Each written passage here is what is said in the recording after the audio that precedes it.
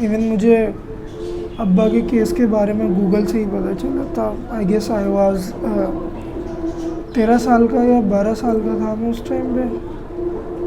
फिर बाद में मुझे उनका केस पता चला विकिपीडिया पे। मेरा नाम जवाद है, मैं अहमद रब्बानी का बेटा हूँ जो गुंटनामो बे में है। मेरी उम्र 17 साल है। मैं अब्बू के जेल जाने के 5-6 महीने बाद पैदा हुआ था। वेल स्टार्ट में जब मैं छोटा था तो मैं बताता ही नहीं था कि अब्बू कौन है। कहता था कि है ही नहीं दुनिया में, मर्डर हो गया। मैं सबसे पहली दफ़ा बात की थी उनसे तो उन्होंने कहा था कि मैं जेल में हूँ। मैंने अब्बू से सवाल भी पूछा था कि वो जेल में क्यों है।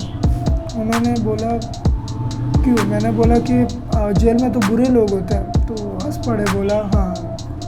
तो ये 5-6 साल से वीडियो कॉल्स हैं। पहले टैब फ़ोन्स पे कॉल होती थी, स्मॉल फ़ोन्स पे ऑडियो कॉल। उससे पहले खतूत भेजा करते थे, वो पेंटिंग भेजा करते थे।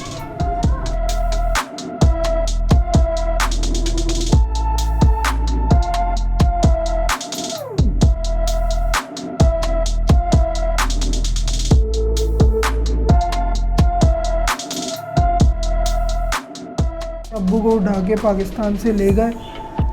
500 दिन के लिए टॉर्चर में थे, काफ़ी CIA के टॉर्चर में थे। और उसको पता भी नहीं है कि उसको टॉर्चर क्यों किया जा रहा है, क्या है, कोई वजह ही नहीं है। अगला बंदा अगर क्राइम करता है तो प्रूफ होता है तो फिर वो अलग बात है।